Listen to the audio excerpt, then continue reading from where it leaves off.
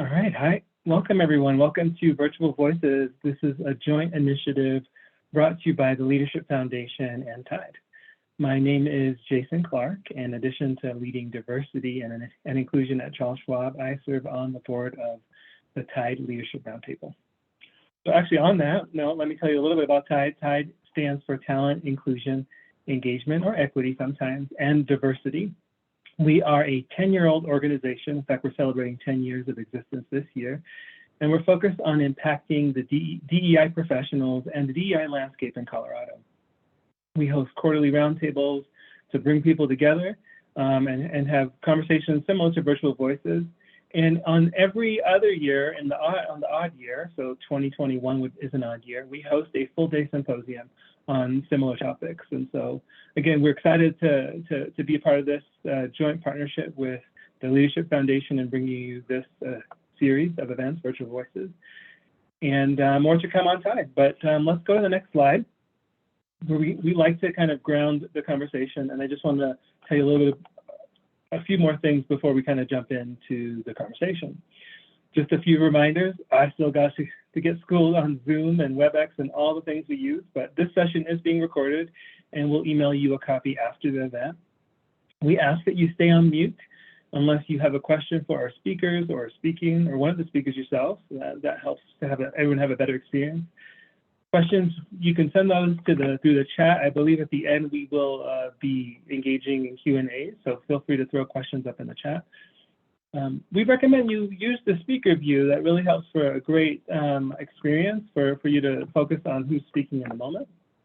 And then if you need help, send a private chat to Satya. I believe she just put a note to everyone, so send a private chat to Satya who can help you out. We'll go to the next slide.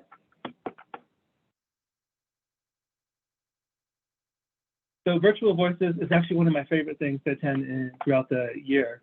We get real, sometimes you get validation, you get motivated to really take action in some of these tough conversations we're having.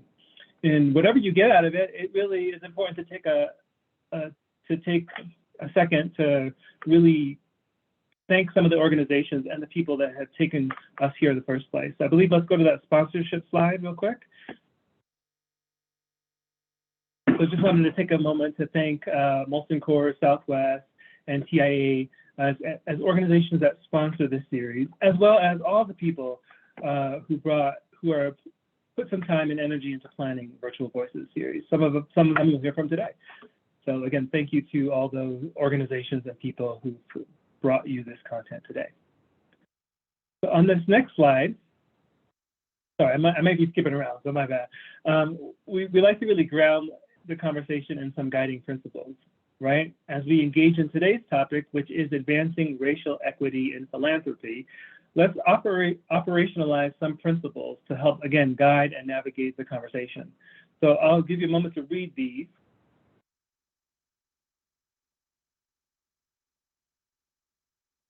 But I mean, if there's one thing that's true is that, again, we're a community, right? And so how do we show up for each other as a community and is kind of sticking to some guiding principles, right? Even after today, after you end the call, we'll still be a community. So we want to make sure we give space for these things. So again, I'm just the welcome party. I really want to turn over to someone who is on our planning committee. So let me tell you a little bit about that. So again, the conversation today, and let's advance the slide, is on advancing racial equity through philanthropy. And moderating today's incredible topic is the incredible Tasha L. Jones, who's president and founder of L.V. Jones Consulting. And to put it succinctly, Tasha is a connector and bringer together of people, places, and inclusive ideas. Just looking at her own background from the bio that I had, Tasha has an impressive background as a leader and executive in brand marketing, public relations, as well as just being an incredible, engaged civic leader serving our community through a variety of engagements and nonprofits. So without further ado, let me kick it over to Tasha to engage in the conversation today. Thank you, Tasha. Jason, I thank you so much for that lovely introduction and really setting us up. And I just want to thank all of you for just making the time to be here with us today. And really, we're here to share, some perspectives, as Jason said, on advancing racial equity through philanthropy. But before we kick off into that discussion with our illustrious guests, we as a Virtual Voices Planning Committee felt it was really important to kind of frame up some context around examples of history of philanthropy in our country, and really as a way to set the stage for the conversation that's going to help move us forward in thinking about ways philanthropic organizations, and even us as folks who give to philanthropic organizations of today, how we can make strides in advocating for racial equity and advancing racial equity in our communities, with the promise for future progress in diversity, equity, and inclusion, and social justice. So the word philanthropic, back in the early 1900s, was really regarded as the love of humanity. But in kind of combing through and going back to that era, I really found that the history of philanthropy revealed how the practice of philanthropy can really reflect and reinforce instances of inequity. And so in setting the stage, I call on us to remember, the acts of benevolence and, really toward Black communities in particular in the South. They were intended to be this, civic responsibility to really create educational opportunities for Black people, around the Reconstruction era, post-Reconstruction era, most especially. And there seemed to have been this caveat where that intention was often, it would concede to Jim Crow segregation laws. And so if you recall organizations like the Rockefellers, right? So particularly the Rockefellers had roughly 4 or 5 different entities, and one of which was their General Education Board, which was operating from roughly 1902, 1903 to 1964. And other entities like the Peabody Foundation, the Julius Rosenwald Fund, they found that segregation really proved hard for them to overcome segregation laws. And so they kind of caved to them. They gave in to those laws of that time. And I think it's important to note, right, that in the case of, particularly, I just want to talk about the General Education Board, which its aspiration came on the heels of a tour that a lot of philanthropists did at that turn of the century. And they realized that they were inspired to find ways to help Black people in the South get access to new opportunities, whether that be economic, education. And so specific to this General Education Board, there was this aspiration to really create opportunities for Black people in the South. And, there was particularly Rockefeller Jr. wanted to create a Black education board that would be seated with Black leaders of the time, and really that would focus solely on Black education. But he, even as in his attempt to be an ally, was met with some resistance, right? Some resistance in really advancing that effort for racial equity. And there was this worry that particular approach to add people of color onto that board would trigger white backlash and doom the project from the start, is what they said. And so the General Education Board decided to be an all-white male board. And the way they entered into the South was they built separate schools. So they would build white schools for, helping the advancement of poor white people, white population, and then they would build Black schools, and they'd call the Black schools country training schools. And really, they felt like that was their way to continue to uphold that Jim Crow segregation era. And what was really jarring for me in that discovery was that the curriculum for the Black schools was limited to agriculture curriculums. And and really around domestic science is what it was called. And that was what was it really encouraged in the country schools, the Black country schools, whereas the white schools were more focused on academics. And this is just one of the many examples that I came across of just deliberate choices to accept the Southern system of racial segregation in the spirit of philanthropy. So what specific to that general education fund, the Rockefellers had invested, initially $1 million into that fund or that board back in 1903. And then it grew to roughly 43 million by 1907, which was the largest gift of that time. And over time, by the time it ended in 1964, it had received roughly $180 million. So think about that size of an investment that still had conditions associated with it. And so I say these examples in terms of being this deliberate choice to accept those conditions of the South, really ultimately stifled the path, stifled the intention of the advancement of marginalized communities. And even though it seemed like it was giving new opportunities that had never been gifted before or presented before, they still came with some conditions that were limiting the level of progress that Black people could achieve, really preserving the economic interest and the social order preferred by philanthropists and local white leaders, particularly in that region of that era. So I think what I just want to frame up in that is this General Education Board willingly relegated African Americans to low-wage agricultural work. And this approach really aimed to stabilize the Southern economy. That's what I mean by preserving the wealth of the white philanthropists and the leaders. But it also thwarted social mobility, keeping people subservient under the guise of philanthropy and gifting money to advance, but only advance to what was regarded as what would be permitted according to the social order.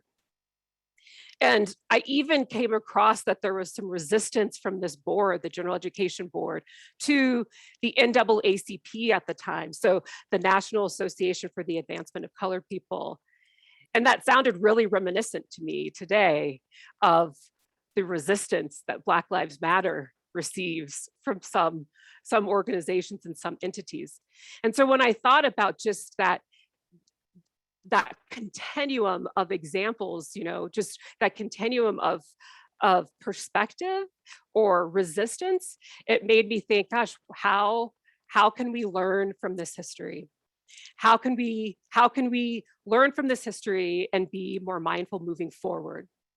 And so Virtual Voices is intended to talk about where we've come from and really how we got here in terms of racial dynamics in our country. That's why we've been doing this series. So I share these examples for the purpose of simply framing where philanthropy's attempt to navigate racial progress was ultimately stunted by systems and structures really designed to keep marginalized people within a social order, an assigned social order.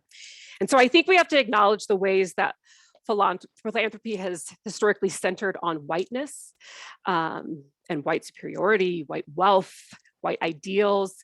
And so when we think about the restrictions that have been placed on philanthropic support, so restrictions on that support of marginalized communities, I want us to remember the systems that were keeping them marginalized to begin with and what they are. And in this new era of social justice, the question I want to ask, I think we can all ask, is how are we, whether it be philanthropy organizations or those of us, again, who give to those organizations, how are we shifting away from some of that entrenched thinking, really designed to limit progress, right? Or be conditional on what that progress can look like. And how do we shift that to really look at true advancement, true economic opportunity, true economic mobility that is equitable and accessible? And so I recently read an article when going down this journey of discovery of the history of philanthropy.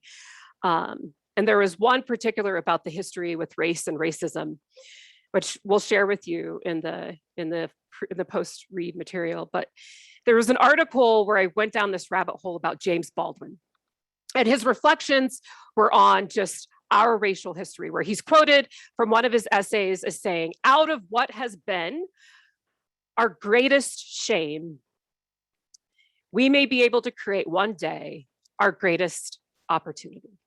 And today, that's what we're going to talk about, is our greatest opportunity. We get to hear from Javier Alberto Soto, President and CEO of the Denver Foundation.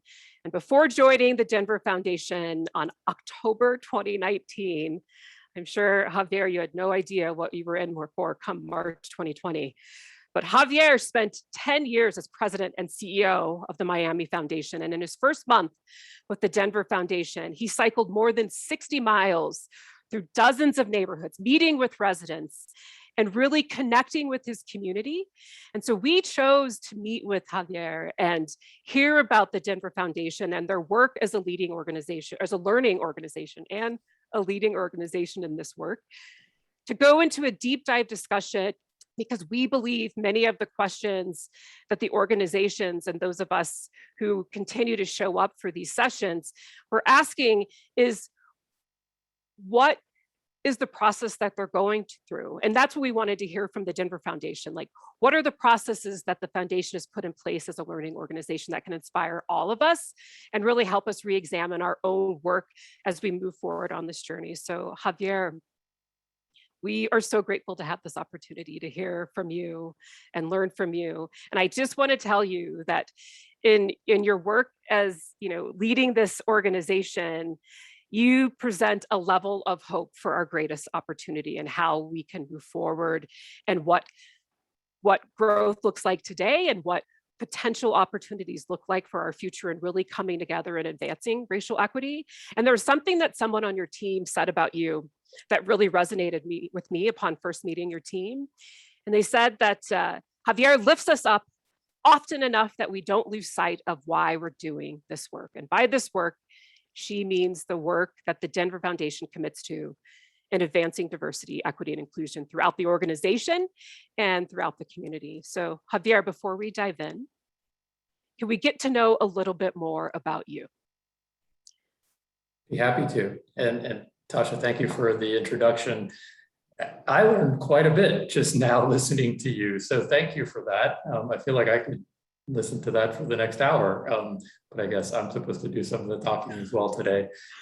Thank you for the invitation to Jason and the folks at Tide. Thank you as well for having me here today. It's a real pleasure to be with you all. I really am anxious for us to be in community with one another, back together in person. But for now, I guess we're going to continue to have to meet in this way. But I do look forward to getting to know folks and get back on the bike and get back in front of people. That, it was exactly the plan, as you said, Tasha, when I got here, and it was circumvented by the pandemic. Well, and I think, what we'll learn from you is how you've proven adaptable to the plan, right? Even in the midst of the pandemic. And I think we can all learn so much from you in that way. But I want to know, as we jump in, just getting to know about you, why did you decide this current leadership role as the president and CEO of the Denver Foundation, having spent 10 years in your previous position? Sure, I'd be happy to, and maybe give you a little bit more background beyond the Miami Foundation. And I also want to say, by the way, I loved in the guiding principles that we are allowing space for mistakes. So as the person in the hot seat, I appreciated reading that. Yeah. So prior to the Denver Foundation, I worked in government for the bulk of my career up to that point. So my career journey has really been centered on service. But if you look at my resume, it doesn't really look that way. A mentor of mine, I remember a few years ago, said, I look at your resume and I just see zigzag. I see a guy looking, but not really sure for what. And so I thought a lot about that. And when I looked back and tried to identify sort of what the North Star was, it really was about service, about purpose, And for me, I think that all begins with my family's journey in this country. So we are immigrants to America. My parents left Cuba and went to Spain, which is where I was born shortly after they arrived there. And then we came to Miami when I was 3 years old. And my dad worked in a factory. My parents both cleaned office buildings at night. I remember, and every once in a while, by the way, they had to take me into the office building with them if there was nobody, if there was no relative to take care of me. So, my job was basically just not to break anything, to stay out of the way. And I remember one day I went into this office because they had asked me to like empty waste paper baskets or something. And I saw this big black leather chair. This was clearly like an executive office, a very important person in this organization. The office, it was nighttime, so it was completely empty. I sat in the chair and I thought, my God, this is like the most amazing piece of furniture I've ever seen in my life. And that stuck with me. And to me, it just at a very early age defined what success was. It was having that kind of black leather chair to sit in every day. And so fast forward, when I was in high school, I had an odd job over a summer, relocating a law firm from one office building to another, and walk into an office, I see a big black leather chair, and I'm just grabbing stuff and moving it to the delivery elevator. And the person, my boss, says, no, leave that one there. That one's not coming. They're throwing that one away. And I thought, what? Like that chair was even nicer than the one I saw as a very young child. I thought, man, now I have a new definition of success. It's being successful enough where you can throw away a chair like this, let alone owning one. And so, I tell you that because there was a part in my journey where I went to a private law firm early on in my career. And I went to that law firm, frankly, chasing the black leather chair. I went from government into a big private law firm with all the trappings, with the bigger salary, with everything that I thought success meant. I was there for 15 months. I was miserable for all 15 months. And, I just came to the realization that for me, success needed to mean something else. It needed to be defined differently. And so I went back to county government, where I went back into the legal office and worked for the mayor's office. And it was working with the mayor that I really became embedded in community. And so when the then head of the Miami Foundation retired, the recruiter who knew me from my work in government said, this is something that might be interesting to you. I didn't know what a community foundation was. I knew very little about philanthropy. I mean, again, I'm the kid of folks who cleaned office buildings at nighttime. It wasn't like there was a whole lot of talk of philanthropy in the household. But there was an ethos of philanthropy. And I always say that my dad was the first philanthropist I ever knew, because he, every weekend, when paying the bills, would send in checks, small checks, to charities who would send in solicitations, which we all get in the mail. And most of us probably throw all of those in the recycle bin. My dad wrote checks, small checks, $2, $3 checks to most of those organizations. If they were Catholic or they sent a nice trinket to make them $5. But I watched that. That was the example that I had growing up. And so again, when the opportunity presented itself to come into philanthropy, it connected with that desire to have more meaning, more purpose in my career, and that example that I grew up with. So I went to the Miami Foundation, had a really exciting journey there for 10 years, and then felt like I was at an inflection point 10 years in. I also, in addition to feeling like there was another career adventure that I wanted to take on, I feel like for an organization, 10 years is a good run for a leader. And it's okay to step aside and say, let's let somebody else with new vision, new ideas, new energy come in and take this organization to a new level. I think that's okay. And so, as I looked around, there were very few places, frankly, that I would have thought to leave Miami for. But this area was one that I visited a number of times. We have really, really good friends in Boulder. A guy I went to high school with and his family are out there. And so we would come out here all the time. And every time I was here, I'd look around and think, man, why doesn't everybody live here? Like, this place is unbelievable. And so, I had an affinity for the place, but frankly knew very little about the place, which is why, again, when I got here, I decided I need to get to know this place. I need to get to know these people who live in this place and call this place home. And the best way to do that is to go where they are. And you know what? Why don't we do it on a bike? Because this is a beautiful part of the country. And I think people will appreciate if I show up wearing my sneakers and my cycling gear rather than pull up in a suit. So that's what we did. I love that. I love that so much in terms of your journey of really following what I've been defining as living in our must, like you lived in your must to be of service. And I agree with you. Going through community from the bike level is entirely much more connected, much more engaging. And so let's talk a little bit more about that in terms of what were some of your takeaways on during those rides, during those intersections with community. What did you learn about Denver? A number of things. So first, the diversity. I come from a very, very diverse part of the country. And I think, the assumption was there's not going to be quite as much diversity. That's true. However, there certainly is deep and rich cultural and ethnic and racial diversity in Denver. And I saw that firsthand. I got to see that firsthand. And it's not just about sort of the people that you're meeting with, the people you're encountering. It's reading signs, on the stores that you're cycling by, which again, in a car, you might be speeding by at such speed that you wouldn't be looking at signs of stores and things of that nature. So the diversity was definitely one. It really inspired by just how incredibly engaged people are here, how aware they are, how hopeful they are.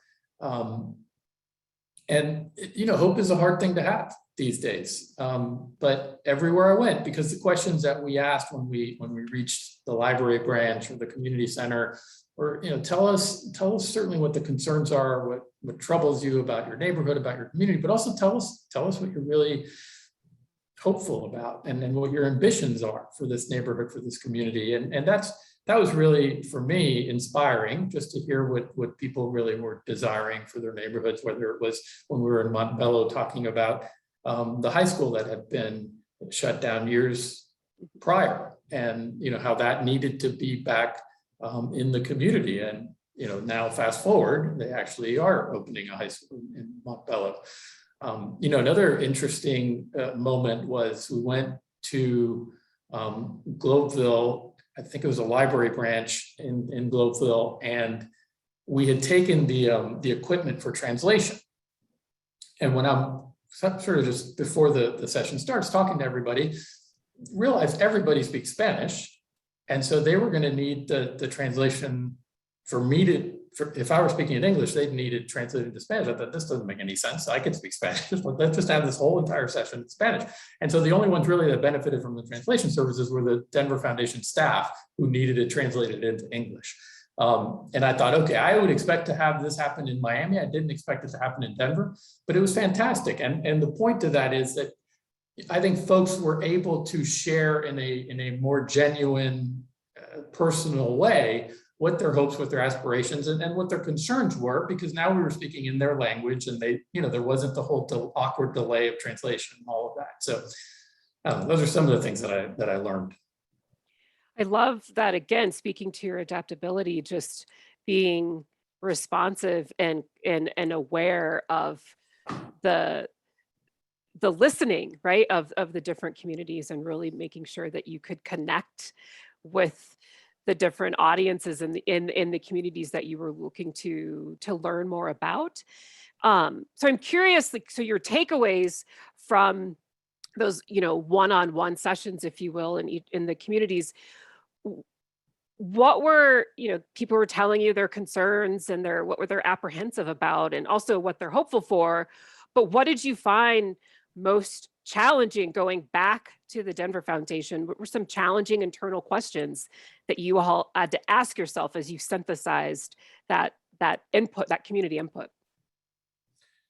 Well, I think in general, for philanthropy, and particularly for community foundations that have such a broad, all-encompassing mission, is that you can't do everything. You can't solve every problem. And the problems and the concerns are pretty diverse across town. I remember in Montbello, in addition to the high school, they talked a lot about the lack of safe sidewalks. That may not be true in Cherry Creek or other parts of Denver, but it's very true there. But I don't know that a community foundation can fix every single one of those problems, including repairing sidewalks, et cetera. And some of these, by the way, go to the question of what's the role of philanthropy and what's the role of government, which we can talk a little bit about as well. So I would say, number one, that sense of frustration that you can't take it all on. Because if you try to take it all on, you're not going to solve anything. So you do have to find a narrower focus of issues that you then sort of lean into and try to have an impact around. So I think that was the first one. The other is, I think that from a process standpoint, number one, the Denver Foundation has been in the space of giving general operating support to organizations for a long, long time. And now post-COVID, sort of everybody in philanthropy seems to have realized that was a good idea. Well, the Denver Foundation has known that was a good idea for a really long time, and that's important. However, this became even more an issue in COVID. I realized that a lot of our processes were just slowing us down significantly. And so one of the first thing we did when COVID hit was say, we've got to throw out the playbook because we don't have time to go through all these steps. So centralizing, simplifying all of our processes, that's not that simple for an organization that has a whole lot of structure built up around these processes, et cetera. So I would say that was another challenge, is sort of converting all of that into a more simplified grant making opportunity. And again, COVID really was the opportunity to be able to do that and say, we don't have a choice. And so, Javier, I know that we probably have a lot of folks in the audience who are well-versed in foundation, nonprofit philanthropy, but for those who don't, can you just give like a quick overview of why it is significant that you've always been gifting to general operating funds, right? Like why that's so important? Philanthropy tends to be really selective in the things that they will fund in terms of like what subject matter area, but then in the methodology for how they will seek to have impact within that area. Primarily, that has meant funding programs. So you may be the Boys and Girls Clubs, but we don't want to just fund the Boys and Girls Clubs. We want to fund the reading program that you have after school, and we want to know exactly how many kids are reading and what grade level improvement they had, et cetera.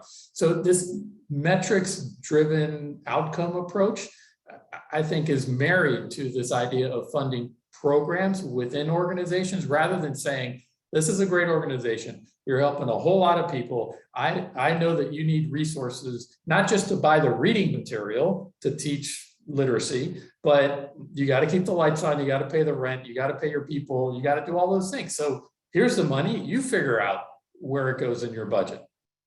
And so really trusting that where the money's being directed, they know how to spend it to continue to be of service to community. That's the key word. That's the key right? word. Trusting. Is trust, absolutely. Yeah. And so you do a lot of work to really elevate, kind of dovetailing off of that trust. You do a lot of work to elevate the work done in communities of color. And, you do a lot of work to help a lot of organizations throughout the metro area. But I do want to ask specifically to the BIPOC community, if you may, like, what have you all been in terms of reassessing the processes and the distribution of funds and who's going to receive the fund and how have you seen some changes or how have you evolved specific to supporting BIPOC organizations? Yeah, BIPOC-led and BIPOC-serving organizations are absolutely at the core of our grant-making strategy from our discretionary grant-making budget. And we can talk a little bit about that as well, sort of where the Denver Foundation's resources come from and where they are, how they are supporting these causes. Because we manage philanthropy for hundreds of individuals and families who care about this place and want to give back to this place. And we work in partnership with those donors. And when they are making their grant recommendations, frankly, most of that, which comes out of donor advised funds, is going into general operating support as well. So when I talk about the BIPOC-led, BIPOC-serving focus, I'm speaking to that endowment that the Denver Foundation houses, from which we make discretionary grants. And so that is something that is not brand new. And this history and tradition of supporting communities of color, of centering racial equity, diversity, inclusion goes back, frankly, a couple of decades at the Denver Foundation, starting with David Miller, who, one of my predecessors, who really was a national leader back when people weren't really talking about EDI and these issues that we're talking so much about in philanthropy today. David Miller was talking about that and really did help to bring the community foundation field along. And then Christine Marcus Hudson, who my predecessor just prior to my coming here, also not only continued that, but made it an absolutely essential internal focus for staff, for the board to be on that journey and to really sort of understand what that meant externally by focusing on what it means to each of us internally. So we're really just building on all of that work that David, Christine, and many staff members and board members along the way over the past 20 plus years have contributed to. I love hearing that, it's been this continuum of operationalizing that work, that effort. And I'm curious how, today, where, we're having these conversations around race, racial equity, and there's some tension around that. There's often resistance to it because it's uncomfortable for people, or we're learning things that we never fathomed learning that are painful and triggering. And everyone's on a different journey. We all know, right, Javier? And we're all giving each other permission to mess up or to learn along the way.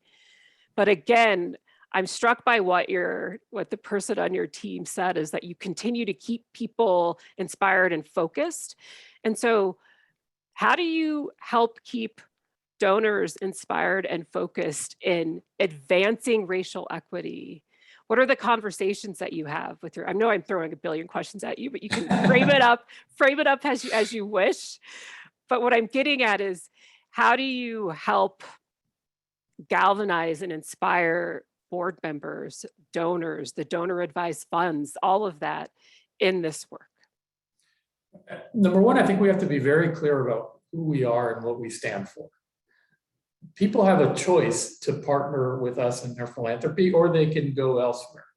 I don't want them to partner with us and then come to find out that we have this major focus on advancing racial equity. Like, that shouldn't be a mystery to anybody.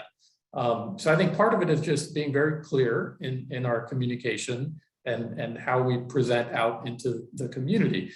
And then, one of the things that we did as a result of our new strategic framework and the restructuring of the organization to align with that new strategic framework is that we brought the programmatic team and the development team together under one new unit called the Impact Group, headed by a Chief Impact Officer, Desa West, who's been at the foundation for a number of years. And the reason for that is because we need to be having conversation at the foundation that has both that donor lens and that donor interest and understanding what it is that they're driving towards and hoping to achieve, with that deep community knowledge, which is really the value add of a community foundation, boots on the ground, understanding the community for almost 100 years here in Metro Denver.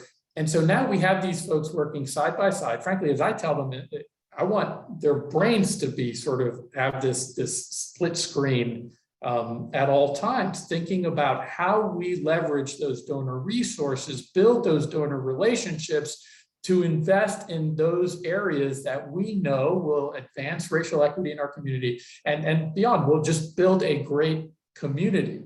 And so by bringing those folks together, I'm expecting there to be a tremendous amount of dynamism in that space where we can better serve nonprofits, because again, we're helping to influence these assets. And I always talk about moving us from an assets under management framework to an assets under influence framework.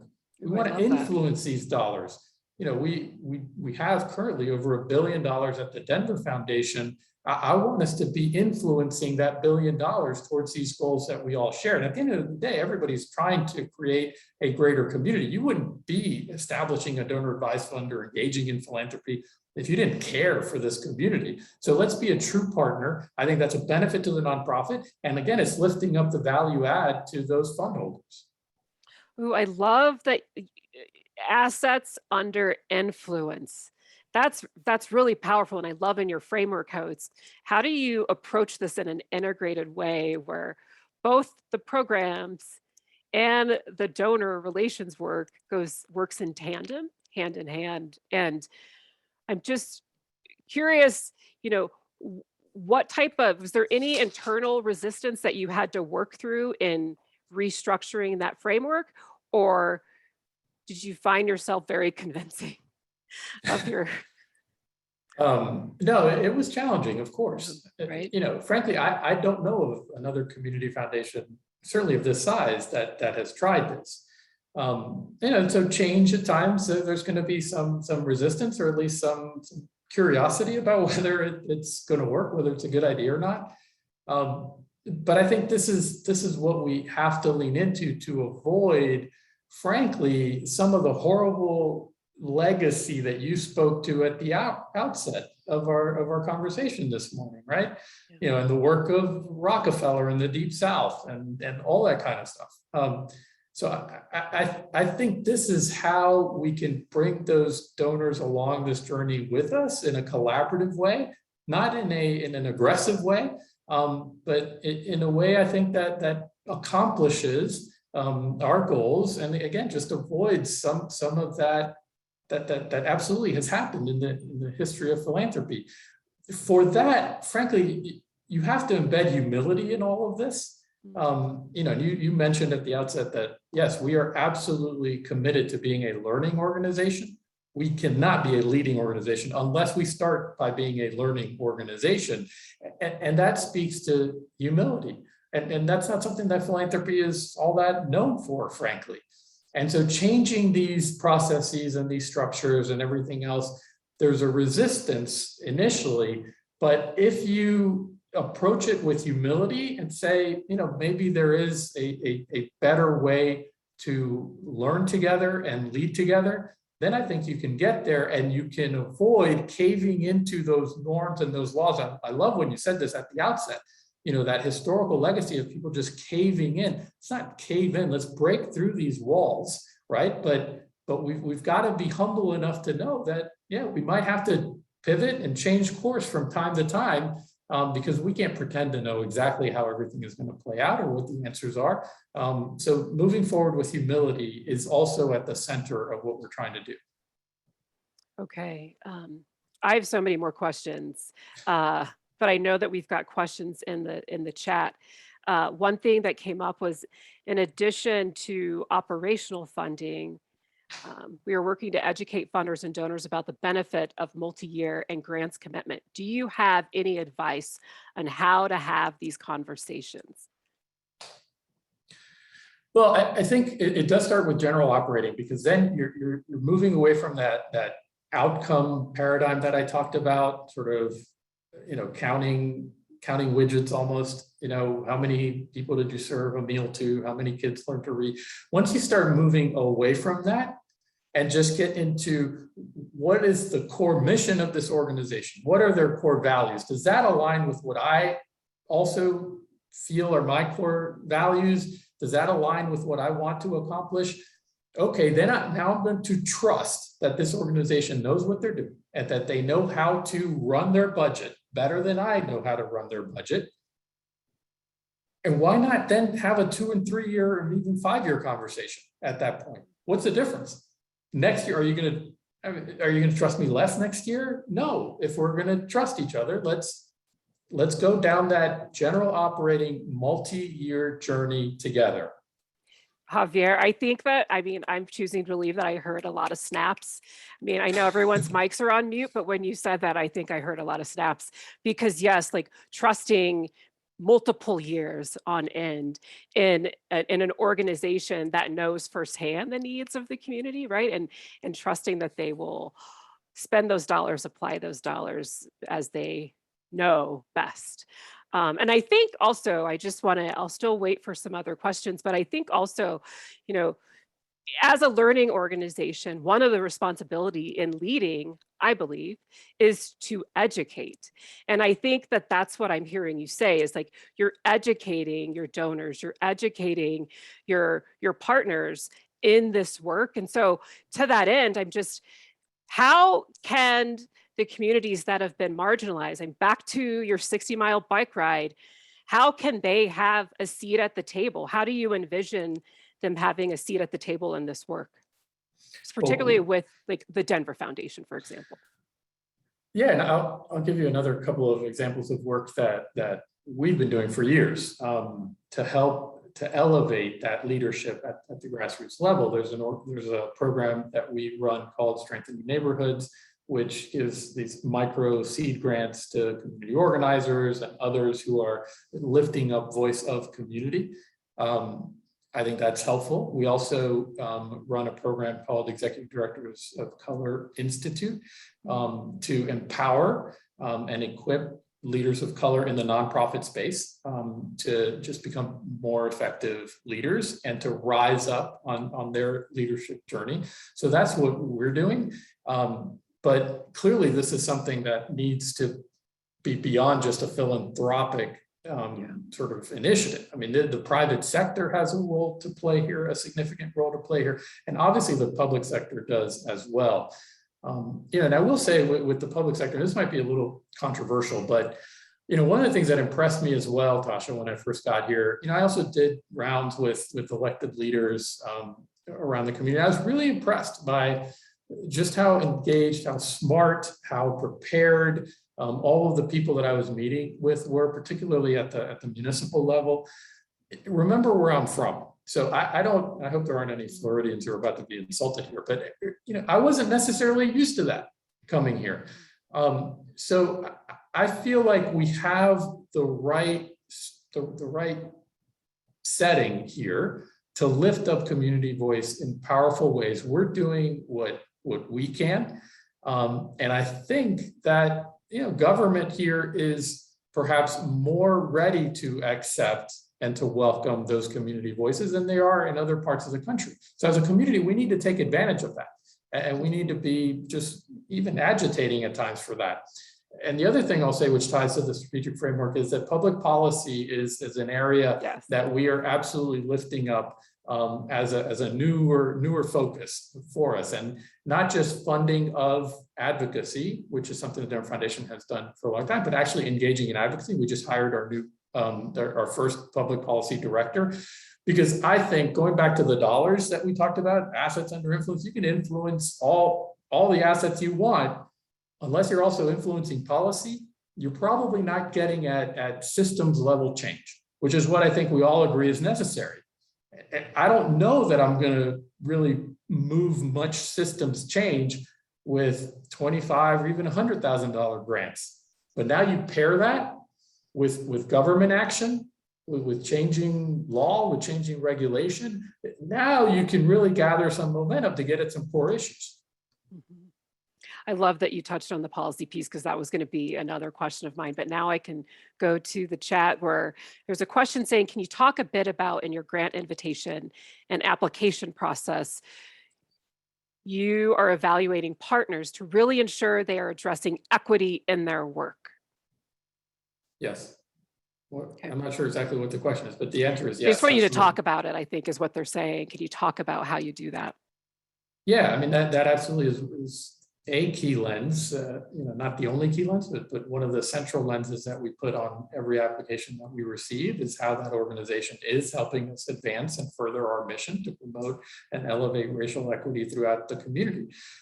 So that could be sort of from the composition of their board and their leadership, et cetera, to not just who they're serving in community, but how they're serving in community. Just back to the last question you asked me about community voice and community leadership. Like, these organizations at the grassroots level are perfectly positioned to lift up those community voices. So are they involving community in their decision making and everything else? Those are some of the things that we look at when we review these applications. And I know that you said that you were trying to help mitigate some of the bureaucracy of the systems, right? Like the processes. So then in turn, I'm asking, like, are there ways that you measure or you're tracking how people are doing that work, right? Like, yeah. Yeah, I mean, we still make people report back, and I mean, it's not a blank check. You know, Right. for one thing, we obviously have to be accountable to these to the dollars that we have as well. We've been building this endowment for over 100 years. You know, I'm accountable. We're all accountable at the foundation, not just to people who donated last year, but people who donated literally 100 years ago. Right. So yeah, we need to have some accountability, and we still require nonprofits to report back in and tell us how things are going, et cetera. But it's not a widget framework anymore. Right? It's not telling us how many kids are reading. It's, you know, give us a broader level of understanding of the impact that you're having. Yeah, almost more qualitative in some ways. One other, I'm going to give one last question and then I'll help wrap it up. But curious to hear how you've moved the board to understand quote unquote impact when you are funding general operating. So have you changed your metrics or eliminated them? And it sounds like you pretty much, I just want to make sure that whoever posed that question, I feel like you touched on that just before I asked this, but do you want to elaborate any further? I mean, I guess just more broadly, what I'll say about the board is that this board has been incredibly supportive and empowering of what we are doing. You know, we worked on the strategic framework literally from the day I arrived. My first board meeting here was 10 days in, and you know, we agreed together with the board that we would design this new vision for the organization, because the strategic plan that we had been operating under was lapsing in 2021. So the board has been every step of the journey helping us to lead and shape this path. And so, you know, we've had some really incredible conversations around the racial equity piece and how we ensure that we are living that value and that goal across the entire organization. That's something that the board and I have talked about repeatedly. This cannot be a programmatic element that we do at the Denver Foundation. It's housed over here in this corner of the office. This has to cut across the entire organization if we're going to do it right. And so, you know, frankly, right now, the investment committee of the board is doing significant amounts of work on this racial equity piece. When you think about it, the investment committee that's overseeing this $1 billion+ of assets under influence has such an important role to play when compared to a grant making budget of maybe $10–11 million out of the discretionary grant making last year. We had over $100 million in grant making, but most of that was, again, donor sort of guided, these donor advised funds, et cetera. So like I always say, like, what's going on with the other 95% of the assets? That has a tremendous opportunity to influence and move our mission and our impact goals, and certainly our racial equity goals. I'll give you one last example on this impact side, on the investment side. Climate and environment is one of the issues that with this new strategic framework, we are now focusing on for the first time from a grant making and from a policy standpoint. I want to know what is going on in our investment portfolio that hopefully is helping contribute to those goals we have in the climate and environment space, and not doing the opposite. And if we don't even know, we may be, again, spending 5% of our grant making dollars helping to promote a healthier planet or whatever else. And meanwhile, this other 95% is working counter to that. And the 95% obviously is going to, at the end of the day, have more impact. Well, I just have to say that I'm so glad that we had this opportunity here for you. I think we could all use another hour, but I know that we're not permitted to have that. You are clearly leading at all levels and empowering folks within the organization to be really engaged in this work. So I thank you for your inspiring leadership. I thank you for your commitment. And I'm so glad that your North Star led you here to be of service to our community here in Denver and in Colorado. I think, uh, you know, we just learned so much from you in terms of the importance of listening. And I'd say that the questions that I'll leave to the audience is, what role do you wish to see philanthropy play in addressing the issues of systemic racism? And then more so, like, what policies do you want to see these organizations support in terms of dismantling those systems, or really seeing some shifts in what's been inequitable for so long? So I think, questions about measurement and how we're holding organizations accountable in this work. I think corporations are being held to a higher standard of operationalizing DE&I. And so I would say, what DEI standards do we want to hold our philanthropic organizations to? What do we want to hold ourselves to in those decisions about where to invest our time, our talent, and our treasure? And so, in other words, to quote, and I'm looking at her face right now, the brilliant Monica Williams on our Virtual Voices planning committee, she says, like, what is it, Monica? Put your money where your mouth is, right? How do we want to put our money, put our time, put our treasure, put our investment where we believe we want to drive that impact? And how do we really want to, as a community, advance racial equity in our communities? So Javier, you have planted some remarkable thinking and thoughts, and I know that we will have tons of questions for you from now on. So I believe if we can put in the chat, I think there's a newsletter that the Denver Foundation sends out regularly. I think that's a great way to keep engaged and connected with the work of the Denver Foundation. Javier, thank you. That sounds great. No, thank you so much. Really enjoyed the conversation. And then I think I turn it back to you, Jason. Is that right? Thank you, everyone, for being with us today. I really appreciate it. That's right. Thank you, Tasha, and thank you, Javier. Oh my goodness, so many good nuggets, so many things to take away and walk away from. Thank you so much. Appreciate your time. Just to round out our conversation, I just wanted to touch on a few things. This is a series, this Virtual Voices, and so we have another one coming up shortly. And so I'm just going to add a slide to tell you a little bit about that. I believe it's on September 29th at 11 a.m. And so, as always, you can learn more and attend the events or register and share it with your friends if you just go to denverleadership.org.